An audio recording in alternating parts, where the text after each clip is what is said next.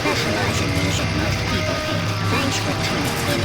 Make sure you check out our Facebook page, Instagram, and our website. Let us share the noise with you.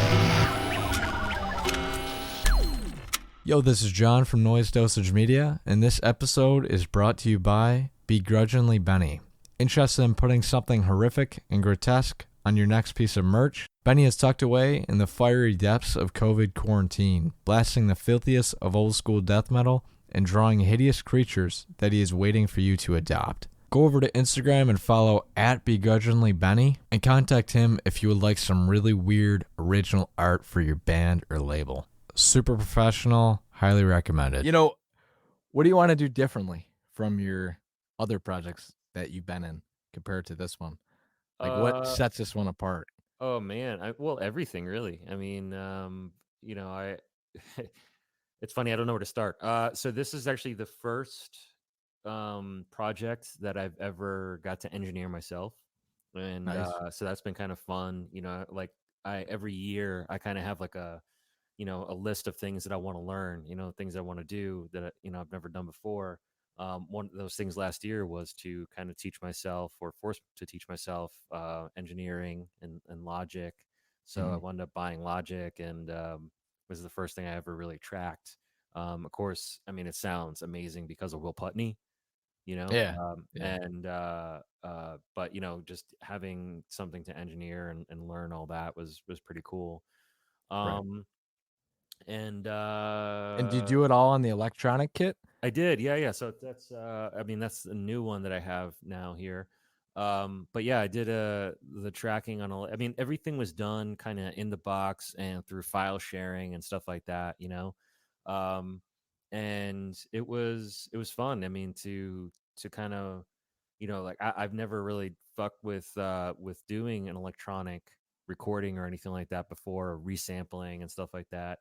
But I will say that, like, having drum resamples or samples was really beneficial for me to like kind of like find grooves and like not to write grooves, because I know that's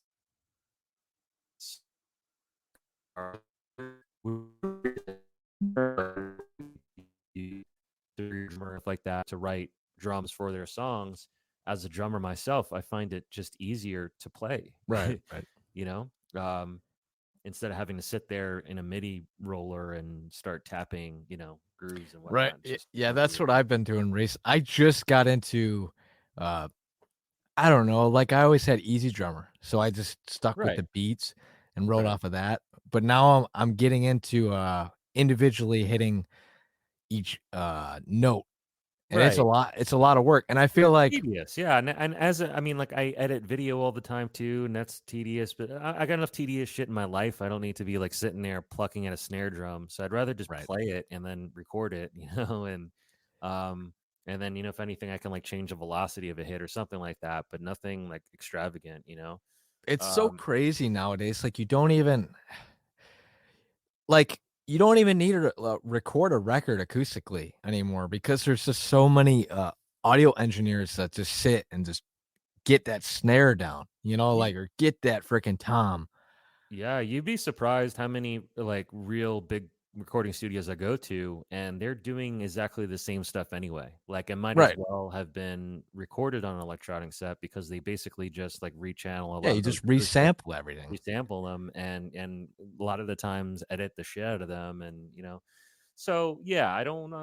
It's kind of weird. I mean, like really, the only thing I think that's different is, they still haven't perfected, maybe, is the cymbals of live. Right. Yeah. Yeah. I feel that, because like the cymbals in particular, like a ride, for example, when you hit the bell, there's not really, the sensitivity is not there. That specific cymbal. I just got the new Roland VAD set, the one that Jay Weinberg from Slipknot is shouting about, and it's kind of fucking awesome. It's a USB digital ride that has there you go 5 different flex points, and they're thinner and they act more like a cymbal.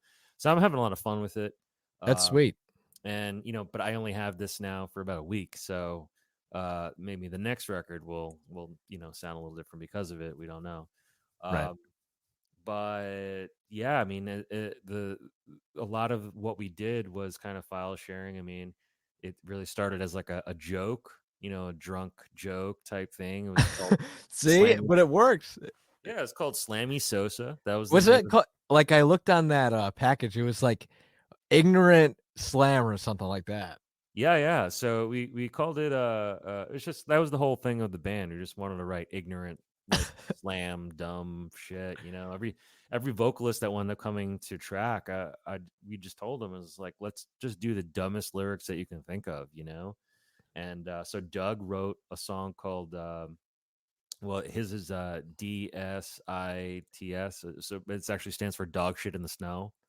So Oh it's wow, it's a that's it's a awesome. song called, it's all about seeing dog shit in the snow, because he was on the way to my house and it was in December, it was snowing, so um Trevor wound up writing a song about wearing jean shorts on a water ride, and all the You got the the grind. I feel like you have the grindcore.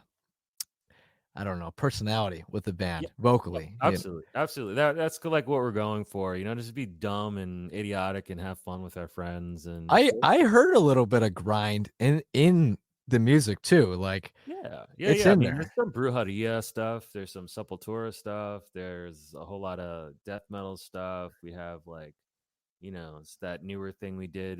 To me, it was like Little Decapitated, the one that's on YouTube.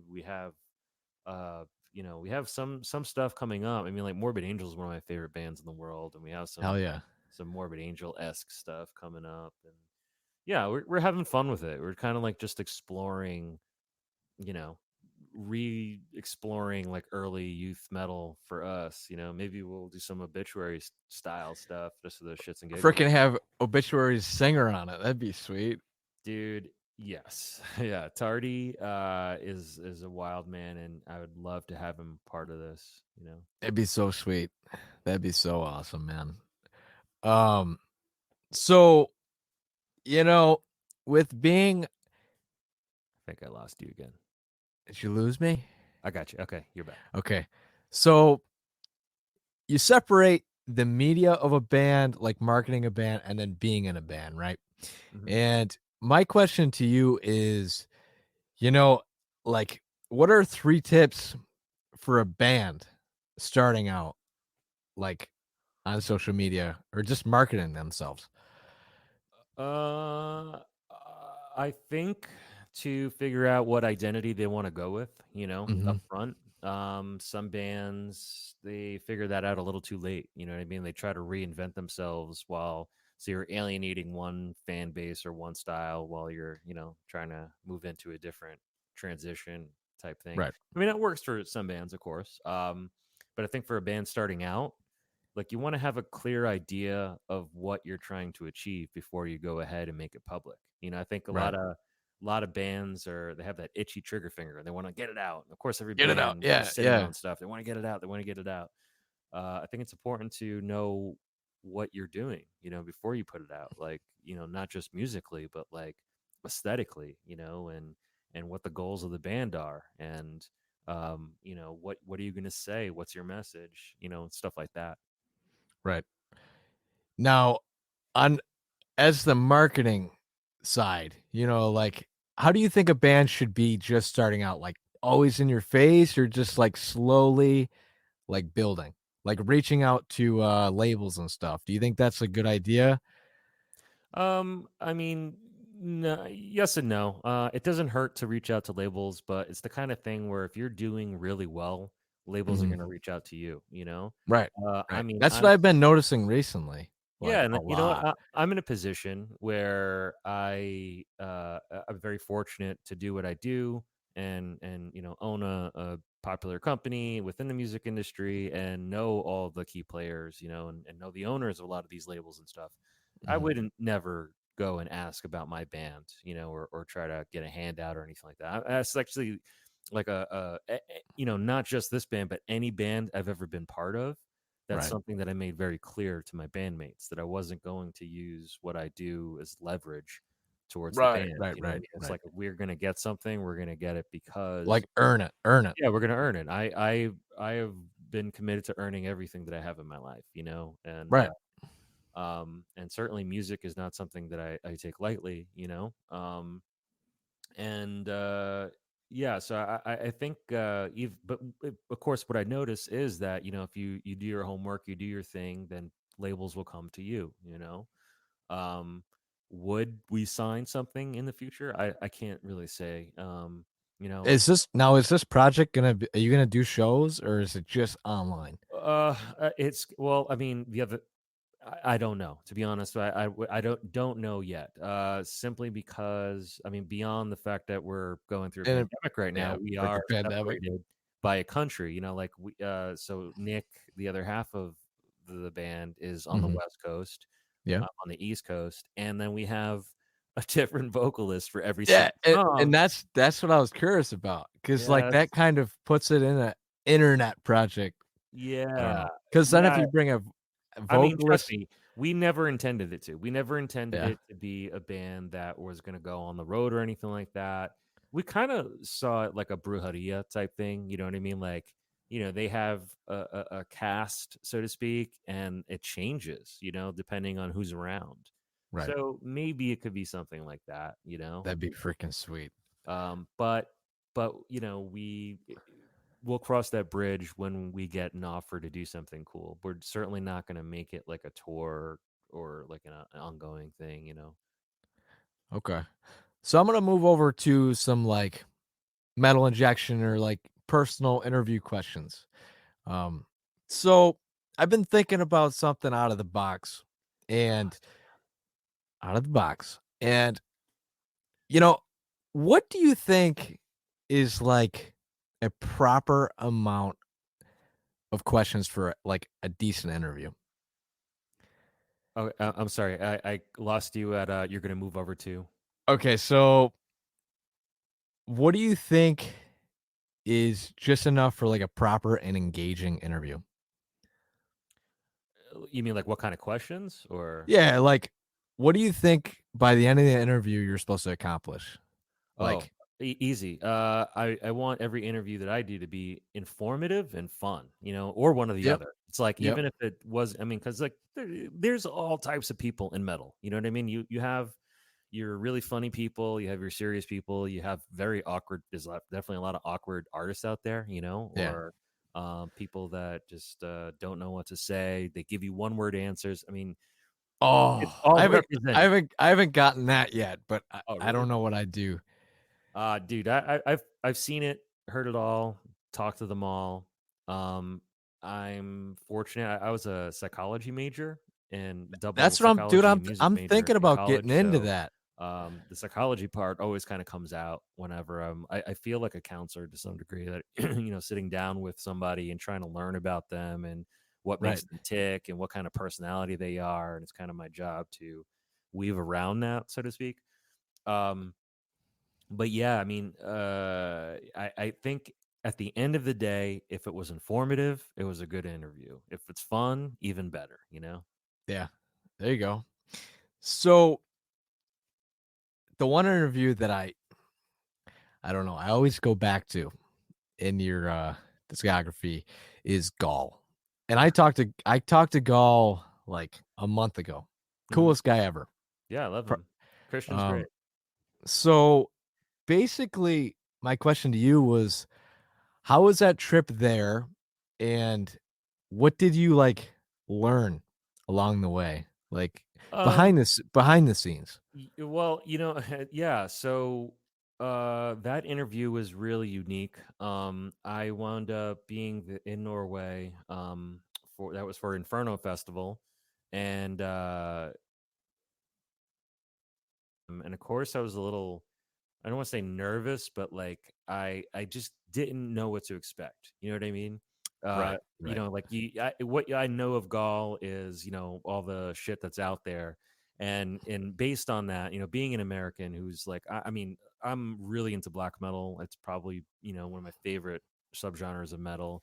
I've been to Norway a few times, black packing, um, and here I was at Inferno Fest, interviewing, what is known as like one of the most stoic, like, dark creatures of black metal. And Hmm. he was drinking and walks in, and we just start kind of like shooting the shit and talking about, his boyfriend and different things. And we just kind of got friendly before we actually started the interview, which I think might have lightened him up. Right. And then we got into the interview, and I started kind of like, in my head, I was even asking like about like, well, do I bring up, talking about his homosexuality and stuff like that. I don't know if he was comfortable with it. But at the end of the day, I'd always rather ask, if, as long as they seem comfortable with it. And if it goes terribly, I could always edit it out later. Right. Um, Right. but as it turns out, he was very open about it, and he felt very comfortable, and I was really stoked about that. And if anything, it actually sparked a real friendship, because we actually hung out for the rest of the day. On that day, we drank all day long, and went around. And I've been back to Europe several times since that meeting, since that interview. And me and Gaahl, we've hung out many times, and had great times, just like talking about life, and drinking and catching up and stuff like that. So he's become a friend, and a smiling face, and somebody that I joke with. He's this Right. What Eh, I've learned is how funny he can be, actually. Like, Yeah. he And he takes cheap shots at me. He'll joke around, like bust my balls, and I'm like, That's awesome. I love that." it, I like every time I do a podcast, like, so the max amount of time that I've ever done a podcast is like an hour and 10 minutes. And the nicest dude, the two dudes that I talked to that were the nicest, I mean, I'm not counting you out, Frank, you're a good guy, but Necro Butcher and Gall, man. I talked to them for the most time, and like they just like were so into it. And like they tell stories and shit. I'm like, you would never expect it because people like, I don't know, just their type of music. Right. And Yeah, I think it's they're misunderstood for sure. right. I think, especially growing up. I grew up long before the internet, so I got to kind of see both sides of what the music industry and what metal has, looks like. Mhm. And certainly before, in the early '90s, when I was hearing about the church burnings and the mayhem murders and stuff like that coming through the news and through newspapers and metal magazines and fanzines and stuff like that. It, like, in my head, just like I couldn't even like fathom what Norway looks like, Right. until Dude, I you. feel that. And like I watched some video of Norway and there was like beaches and stuff and like It's Norway is like a much prettier version of, I don't know, like a metropolitan city here in the U.S. I don't know where you're Mhm. based out of, but I'm like Buffalo, Niagara Falls ish. oh, yeah, yeah, yeah. Just imagine, like, a beautiful Niagara Falls area would Yeah, be. Niagara Falls. Well, that's not hard to beat. Yeah, yeah, it's true. So But even like if you go to Oslo, like way prettier version, and super, artsy and very expensive and wealthy version of New York City. yeah, I just went to freaking New York City a couple like months ago. I've never been there, and I was like, you know what, dude, I'm gonna go to New York City. Like, I just trekked it there. Nobody was wearing masks, dude. Nobody. When was this? Like a month ago. Yeah, that's a bummer, man. I mean, there's a lot of idiots out here. I mean, it was stupid for me to go during a coronavirus, but I was like, dude, I want to go. Yeah. Well, it doesn't feel like New York right now. It's been really weird, to Right. watch. I've been here all my life, and I've watched this city go through so many changes. And I will say, this is, I think, the weirdest. I'm watching it regress. I've Right. watched it go from, like, just stuff you see in the movies, graffiti and crime and cockroach, just like the scum of the armpit of the U.S. to this like wild metropolitan city that's ritzy and Freaking Imperial Triumphant, man. it's like Disneyland sometimes, like how Yeah. family friendly it's become. I remember the days of like 42nd Street was where you go get, cocaine and hookers, and now it's like, Beauty and the Beast and Beauty Phantom of and the the Beast. Opera and everything else. Yeah. But now it's actually scaling back to those days, and that's kind of it's wrong and it feels weird. I don't know how to So explain. so what you're saying is right now, as the first time goer, that was probably the worst time to go because it's not New York City. It's not New York City right now. Oh well, I mean, like I think every city is a horrible representation of itself right now during Right. COVID. You know what I Right. mean? That is true. So I don't think it's a fair assessment at all to go anywhere right now and say, "Oh, I've been there." Right. Um, Where do you think I should go? Like not touristy spots. I mean, this is off topic of music, but I'm curious. you said where to go or when to Yeah. go. Uh, Uh so I yeah, would say where? I'll answer both. So when is autumn right now? I think autumn in New York City is like unbeatable. I mean, like Mhm. anywhere in the Northeast, really, you're experiencing true autumn. Um, but where I love to go, I'm a creature of habit, so I hang out at all the metal bars. I go to St. Duff's, I Vitus? go to Lucky 13, Vitus. All the owners have become close friends of mine over the past, 15, 20 years now or something like that. And I definitely hang out at those three. Other spots, I would go on a pilgrimage and try to look for type of negative spots. I mean, they're Oh, hometown heroes of mine, become friends of mine, and I adore the shit out of typo negative. During any season, any day, but especially during the autumn. right. Um, and I one of my favorite spots in all of New York City. I got two actually, and they both are typo related. One of them is Brooklyn Bridge Park. That's always been one of my favorite spots since I was a little kid. And Mhm. back when I was a kid, it was more of a garbage dump that you can kind of like situate yourself between like burning cars and see like a really really good view of New York City. It's actually where the cover of World Coming Down, that album, that's the cover like That's from Brooklyn sweet. Bridge Park. So right in that that view right there of where the album cover is where I like to sit and look at New York City, and I just observe it and think it's beautiful. My other favorite is actually Pete's Tree. So Peter Steele, when he passed away, he was buried in Long Island, but because he's was a big part of the Parks Department and of course Brooklyn, New York, they memorialized him by putting a plaque on a bench and planted a tree in his honor at Prospect Park.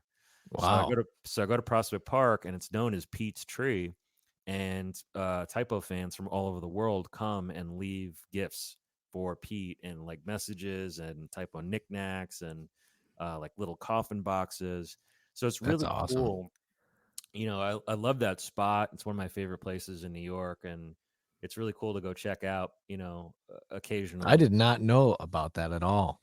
Yeah, it's awesome, man. I would highly recommend it. Um, I mean, the promenade. Uh, there's anywhere that you can like. I hang around more in Brooklyn than anything else. Right. I mean, of course there's cool spots in Manhattan. Manhattan's the heart of it all, I suppose. But there's something about growing up in Brooklyn where you kind of like you feel for it more. Right. I like to be in Brooklyn, looking at Manhattan. Sort of There you stuff. go. Um, yeah, I mean, you come out during a normal time, and I'll show you around sometime. I was trying to see Artificial Brain. They're at St. Vitus, and I don't know. It was like during the week, and I was like, "Frig, man, that is one band I've been meaning to see." Yeah, I mean So, that's it's funny because the owners there, I've joked so much about it, like, but since they started, I made sure that I never lived more than 20 minutes away from that venue because it's basically my second home, you know. Yeah, yeah. And I made the mistake of moving 30 minutes away once, and I literally ended my lease early and moved closer because I couldn't take it. Um, yeah, that's how important that place is. It really is my second home. Now, is that venue? So the Bug Jar in Rochester, right? Their shows start at 9 o'clock. You don't get home till 2 in the morning. Lost you Is again. that lose me? There you are. Okay. So does that venue start shows really late and then end shows extremely late? Uh, Both. So what I love about how New York City operates, and I've never really seen this in any other city, Mm, is that they know that there's unionized venues out there, owned by Live Nation, AEG, and stuff like that. So they stagger sets throughout all New York City. I mean, like New York, they might have on a normal time, you can have like 5 cool shows going on, mhm. and sometimes they're all sold out. And I love that about, like, metal is so strong in New York. It's the only place, Yep. like I said, the only city I've ever been to where there could be 5 awesome metal shows in one night. They're all sold out. Right, And the right. cool thing is that, I'll go, I'll show hop, you know what I mean? So I might go to, like, find, I want to go see a set at this one and a set at this one, a set at that one. And I love that Vitus and some of the smaller places, they stagger their set times to accommodate people who are going to see, a cool show at PlayStation Theater or an AEG Wow. theater or something like That that. So you can go venues see never do that. That's you could smart as you could hell. go see the Meshuggah show, and then when Meshuggah's done at 11 p.m. because it's a unionized venue, you can go to Vitus where 11 p.m. is the doors for the show that they're having at the late night there, and go see like 3 more awesome bands. Wow. Yeah, they don't do they don't do that here. Holy crap. That's smart. Yeah, Like I mean, trust it me, I've feels been. like it feels like venues always like around here they're always like fighting each other. Like they specifically pick one metal show at the same date every month, like a festival, Yeah, it's like not really. competing. Well, I mean, and that's what I love about, like, the New York City vibe and metal vibe specifically here, is that they really, like, there is a very healthy base here, and they understand that people want to see a lot of different bands and a lot of different shows, and of course you're going to have some people who are like, well, I only go to mainstream places or mainstream shows or stuff like that, but there's a lot of people out there who are interested in seeing the smaller acts in smaller places and stuff like that, and it's cool how they work together. You're right. There you go. So you've been really busy this quarantine. Um, Yeah. been keeping me entertained. Let's lay at home. So basically my question to you is, we see the final product, but they don't see the amount of video editing and tracks and, uh Dude, it is. like I'm just curious how you keep it all together. Like, do you have I don't. separate no. I don't. No, I mean, I'll be honest with you. So I have one coming up this Friday, Uh-huh. and what is it right now? It's Wednesday, and I haven't slept, in about 2 days now because I've been just panicking to get this done in time. Like, Right.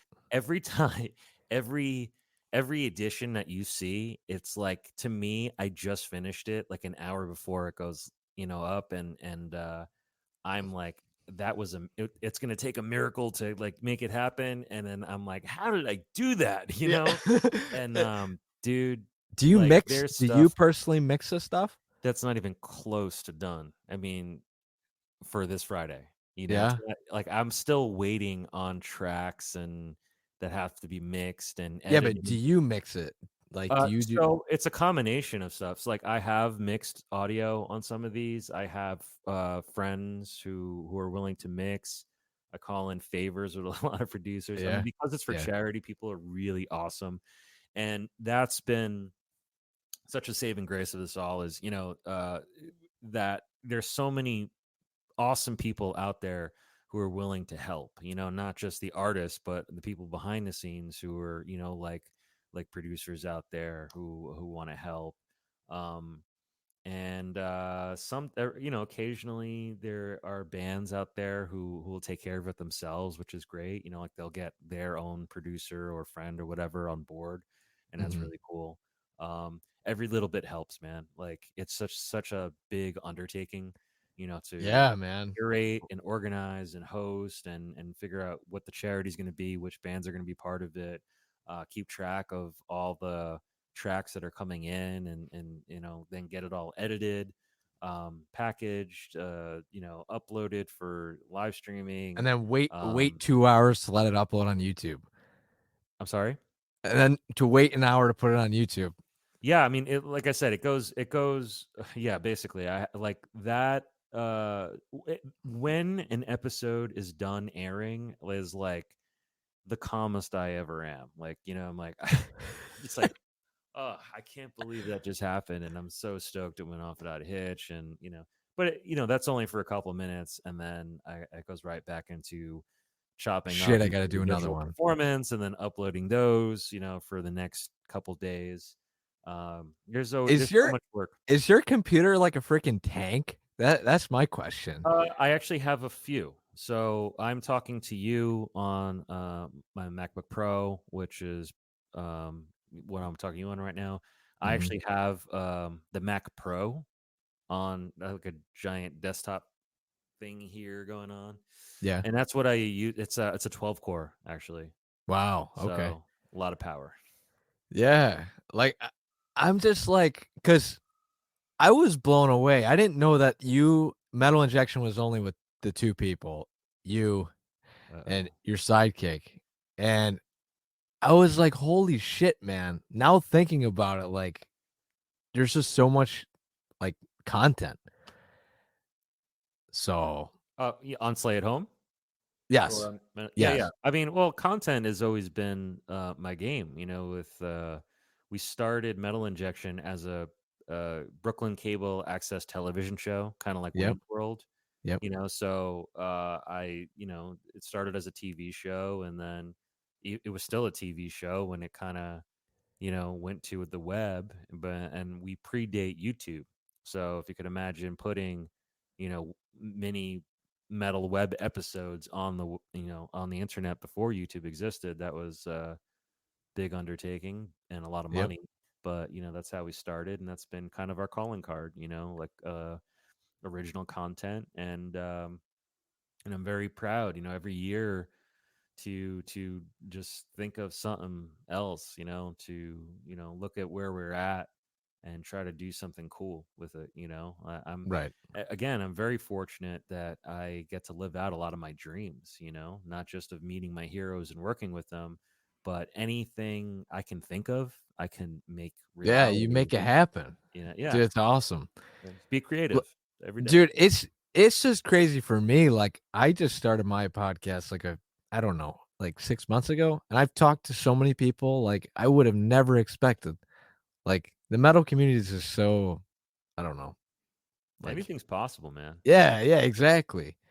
Um, so my one thing off of Metal Injection is, like, I read an article that you were at, like, a marketing firm, correct? And Uh, that's how it kind of all started? No, not exactly. So, so we were actually at a telecommunications company. Telecommunications, Yeah, right. yeah, yeah. So it was like the IDT Corporation. I don't even Okay. know if those exist anymore, but there used to be things called calling cards. Like if you wanted to call internationally, you would buy a Oh, calling okay. card, and that would allow you to call, Russia for really cheap or whatever. And so I was managing a telecommunication company, and I was looking to hire people. And this girl I was seeing at the time, she wound up bringing in two of her friends. One of them wound up being Rob, my partner Yeah, at Metal Rob. Injection now, and the other kid was wearing an Opeth T-shirt at a time that nobody really knew who Opeth was yet. Right, right. And I walked in the room and I was like, I don't know your story, but you're both hired. Dude, Frederick, I'm talking to him Friday. Oh, really? Cool. Yeah, I Yep. mean, great dudes, man. And yeah, so that's essentially how it happened. I mean, if you want to put Opeth indirectly was like, part of the reason we started Metal Injection Yeah.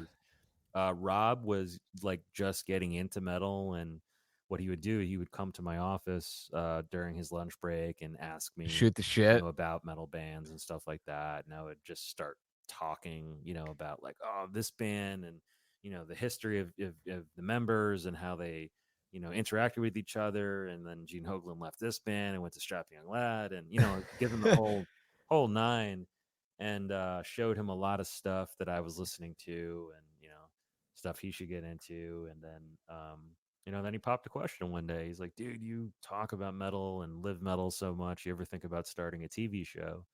And just for the fuck of it, we started messing with the TV show called Metal Injection. And fast forward 17 years later, here we are. There it is. So, did you have any like education? Like, did you go to college for anything like video editing, uh, audio marketing, Nope. anything, No, web no, design? none. I went to college for psychology and music. Okay, Yeah, and that was, I mean, even in high school, my major was music. So I right. was always a musician, always loved metal. I actually went to the same high school as Peter Steele because he went there. That's um, sick. yeah, I don't know. A lot of this has been trial and error with us. Hmm. And, kind of like, I've always been the kind of person that will jump 2 feet first and figure it out. And if Right, you're scared of something, it's usually a good sign that you're going to do something with it. right, right. Yeah. I actually recently moved home to go to school for psychology. Like, that's like what my plan is. But I'm like, do I want to do that or not? Because I just got out of college. So, what do you Yeah. think of that? What do you think of that degree? Uh, well, I never finished college, and No? I'm very happy, and I'm very, you know what? I will say I have a lot of friends that have uh, a debt for the rest of their life. Oh, God. Y- Uh, you know, and like when we're comparing notes, like life notes here, I think I'm happier in the end because Right. I made something with my life where I didn't need to have a bill hanging over me for the rest of my life. Yeah, And it's like a that feels freaking really good. I So actually yeah, go ahead. well, no, I was just saying, I mean, I'm not going to knock college and say that it's no good or anything like that, but Right, you're doing sometimes what you wanna do, man. yeah, I think sometimes the best way to learn anything is just do it. I mean, if it's not, unless you're going to be a doctor or something like that, or like a course, you have to go to school for something like that. Yep. Uh, but otherwise, like just I had no plans of becoming a doctor or anything like that. So, um, or even a therapist. I maybe at one point in my life I had a half a I second fee thought about it, but I always wanted to be a musician or be creative. So, yeah. you know. That psychology degree must come in handy for the in-person interviews, like, a lot, though. Yeah, of course. I mean, when you're trying to figure out, who you're talking to and how to maneuver through, where you're overstepping, what's okay to say. Yeah, for sure. But Yeah. um, yeah, I think so. So, in closing, I will say, Vox and Hops, man. I was on that podcast, and Sorry, I I'm lost just you again. curious, man. Uh, how was it? Did you enjoy it? Sorry, I lost you again. I just you just came back on. So, in closing, there we go. All right, we're back. So, Vox and Hops, man, what do you think? I love that freaking podcast. Do you listen to any other podcasts? Oh, yeah, funny enough, yeah, Conan O'Brien, like religiously. Conan Okay. O'Brien needs a friend. I mean, you were talking about interviewing before. I Yep. actually think that Conan O'Brien is the best interviewer of all time. There You we know, go. I think the way that he can I mean, of course he's funny and everyone knows he's funny, but the way he can navigate through some of the biggest train wrecks in television history, I think is unparalleled. Like, I mean, the Right. guy is so good at what he does, and I don't think people look at him like that, but as someone who interviews a lot and has seen many interviews, I'm not the biggest fan of of a lot of mainstream interviewers out there, but Conan Right, O'Brien right. is somebody I totally back, and I love his podcast. That's awesome, man. Yeah, I'm hesitant. I'm like, do I want to do in-person interviews? But like, my thing is I have to do something creative. Like, I don't want to be that guy that's like, so when did you start guitar, man? Right. Like, Right. when did you pick up the instrument? You should just like try and punch every person that you interview when you do in person, so they'll never forget you. That'll be your calling card. There we go. That's awesome. Um, yeah, there we go. So that's really all I got. What do we got in store for the future? For Uh, anything like well, your band? Slay at Home is going to happen every single month. New bands, new cover collaborations, all for a new charity every month. Of course, Nitesoil is Mhm. coming out November 6th. Yep, And 100% of the proceeds go to Cancer Research Institute, a terrific organization yep, that supports research of all cancers out there. And it's a really important cause to myself personally, to Nick, and really, I mean, every family out there who's been right, affected by cancer, and there's more and more of them every single year. yep. Um, Yeah, I and applaud you, man. I applaud you on that. I've had 2 family members pass away from cancer this year. It's horrible, man. yeah, Like, but yeah, I really like about you is like Metal Injection is you do a lot of charity and your band does a lot of charity. It's like I don't know. well, I've been definitely working with charities for quite a while, Yeah. so I've been vegetarian most of like half my life, turned vegan, and really when I turned vegan is when I started getting more involved with animal sanctuaries and memberships and charities, and then from there, really, and with Slay at Home, I kind of like saw an avenue to take it up a notch. I kind of looked around the world and saw what's going on, and Mhm. one of those things where it's like, well, we can make a lot of money for ourselves, but why do that when there's people out there who are far less fortunate than us. Right. um so yeah, I mean, I it's a big part of my life, to work with charities, and I give a lot every single year, and I'm all Yep. about that, that vibe of or the karma. You put out good, you get good. So Right.